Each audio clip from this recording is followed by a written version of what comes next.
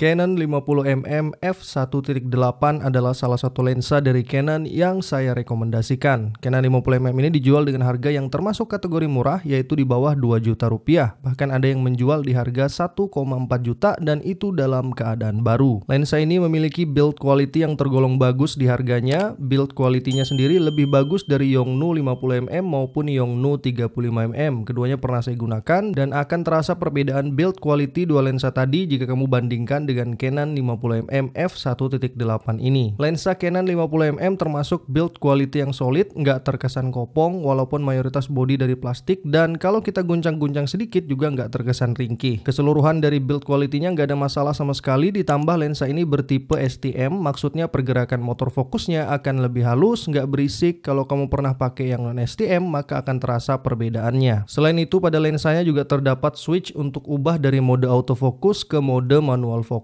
Siapa tahu kamu perlu manual fokus. Kalau saya sendiri biasa saya pakai keduanya, kadang auto, kadang manual, tergantung gambar seperti apa yang ingin saya hasilkan. Selain itu, mounting dari lensa ini juga terbuat dari metal, menambah kesan solid dan terlihat lebih bagus menurut saya. Tambahan sedikit untuk berat dari lensanya sendiri, yaitu sekitar 150-an gram. Ini termasuk lensa yang ringan, gak terlalu besar, artinya bakalan mudah untuk kalian bawa kemana-mana. Saya juga perlu mention sedikit kalau Canon 50mm ini adalah lensa Canon dengan mount IFS, artinya untuk DSLR bertipe APS-C. Kalau kamu pakainya mirrorless tipe M, maka perlu adapter IF to IFM yang sudah banyak dijual di pasaran, baik yang official dari Canon ataupun dari third party. Selain itu, kalau kamu pakainya mirrorless APS-C terbaru dari Canon yaitu tipe R, maka adapternya juga sudah ada, yaitu adapter IF to RF. Selama saya menggunakan lensa Canon 50mm, saya suka dengan hasil yang diberikan oleh lensanya. Foto-foto yang ditangkap oleh lensa ini karena bukaannya lebar, yaitu f1.8, maka mampu menghasilkan efek bokeh yang dramatis. Warnanya pun tetap bagus, ketajamannya juga dapet, tapi dengan catatan nanti saya ceritakan. Sekarang ini yang teman-teman lihat adalah hasil foto menggunakan lensa Canon 50mm f1.8 dipasangkan dengan Canon 200D dan 800D. Keterangannya saya tulis di setiap fotonya. Karena Canon 50mm ini memiliki bukaan yang lebar, tentu akan banyak bantu pada keadaan minim cahaya, dan bener aja saya sudah banyak terbantu dengan lensa dari Canon ini. Lalu menggunakan lensa Canon 50mm f1.8 juga tidak mengurangi performa dari kamera kita. Fokus pada mata, fokus pada wajah, fokus tracking, gak ada masalah sama sekali ketika menggunakan lensa ini. Artinya fitur dari kamera kamu gak akan dibatasi oleh lensanya. Saya sudah coba mengambil gambar atau foto dari bukaan terlebar yaitu f1.8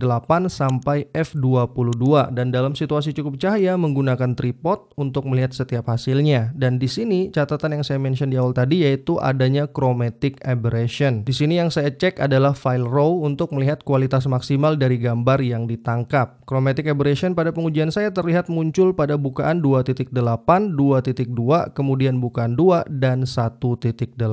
Namun ini nggak sering terjadi, tergantung situasi dari objek yang ingin kamu tangkap. Chromatic aberration ini adalah munculnya bias warna seperti warna hijau, pink atau keunguan. Chromatic aberration bisa diatasi dengan software, tetapi tetap saya perlu mention di video review ini. Plus juga sebagai tambahan, chromatic aberration itu biasanya hal yang wajar muncul di lensa-lensa dengan harga terjangkau, karena kualitas bahan lensanya juga pasti dibuat dengan mempertimbangkan harganya. Memang kualitas bahan dari lensa itu semakin mahal, maka semakin bagus. Ini contoh foto dengan f10 dan f1.8. Kalian bisa lihat perbedaannya di sini, bagaimana kondisi background dan ketajaman dari objek utama. Ini contoh perbandingan f9 dan f1.8.